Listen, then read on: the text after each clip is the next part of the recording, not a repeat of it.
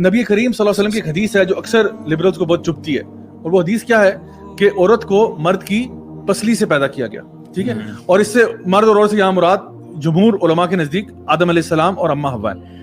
اچھا, اب یہاں تک تو وہ حدیث سناتے ہیں کہ تو یہ کیا بات ہوئی, عورت کو پسلی سے پیدا کیا گیا. آگے تو سن لو نبی نے کیا فرمایا.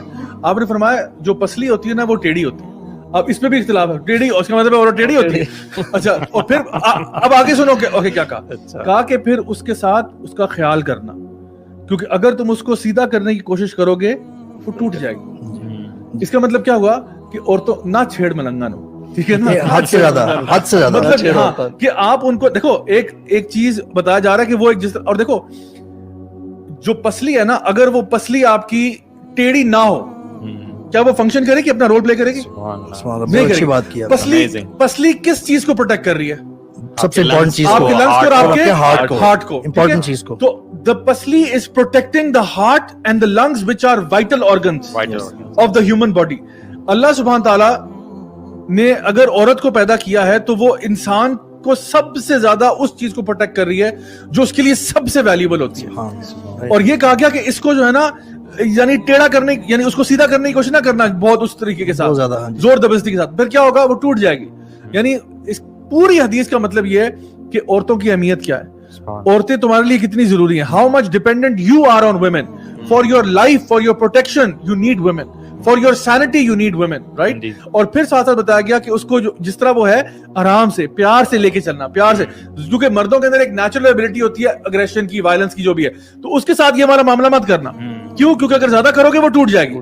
سو توڑنا نہیں عورت کو توڑنا نہیں ہے. ہنڈریڈز آف احادیث ہیں, بلکہ وہ حدیث ہے نا کہ تم میں سے بہترین شخص وہ ہے جو اخلاق کا سب سے اچھا ہے, یو نو, اور ان اخلاق والوں میں سے بھی بہترین لوگ وہ ہیں جو اپنی وائفز کے ساتھ. دیکھیں, اگر ہم لوگوں نے نبی کریم صلی اللہ علیہ وسلم کا ریلیشن شپ پڑھا ہوتا سیدہ عائشہ کے ساتھ رضی اللہ عنہا کے ساتھ, ہم نے ان کا ریلیشن شپ یہ پڑھا ہوتا کہ ان کا حضرت خدیجہ رضی اللہ عنہا کے ساتھ کیا ریلیشن شپ تھا, اور ہم نے یہ ان کو واقعی میں پڑھا ہوتا جن کے محبت کے ہم دعوے کرتے ہیں, اگر ہم نے ان کا ریلیشن شپ پڑھا ہوتا کہ وہ کیسے تھے اپنی بیوی کے ساتھ, وہ کیسے ڈیل کرتے تھے.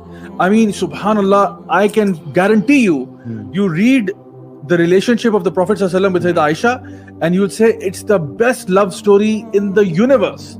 Because اتنی محبت, اتنا پیار, اتنا کیئر, اتنی افیکشن, اتنا لو, چھوٹے چھوٹے جسچرز میں اتنا پیار تھا کہ میں آپ کو بیان نہیں کر سکتا. جب آپ صلی اللہ علیہ وسلم کچھ پانی یا کوئی دودھ وغیرہ پیتے تھے نا, تو سب سے پہلے سیدہ عائشہ کو آفر کرتے تھے, یعنی کچھ چیز پینی ہے تو ان کو پہلے آفر کرتے کہ آپ پئیں, تو وہ وہاں سے پیتی. پھر آپ صلی اللہ علیہ وسلم دیکھتے کہ انہوں نے کہاں سے پیا, اور جہاں سے انہوں نے پیا ہوتا تھا ایگزیکٹلی وہیں سے پیتے تھے. اور یہ حدیث سیدہ عائشہ خود نریٹ کر رہی ہیں, اور سوچیں کتنی خوشی سے نریٹ کرتی ہیں کہ نبی کریم صلی اللہ علیہ وسلم میرے ایک ایک جسچر کو نوٹ کرتے تھے کہ میں کس طرح, تو سوچیں کہ ان کا کتنی ان کو محبت ہوگی نبی کریم صلی اللہ علیہ وسلم سے, اور آپ صلی اللہ علیہ وسلم کو ان سے کتنی زیادہ ہوگی. اور اس طرح کی بے شمار احادیث ہیں جو میں آپ کے سامنے بیان کر سکتا ہوں کہ جو آپ کا ریلیشن شپ تھا.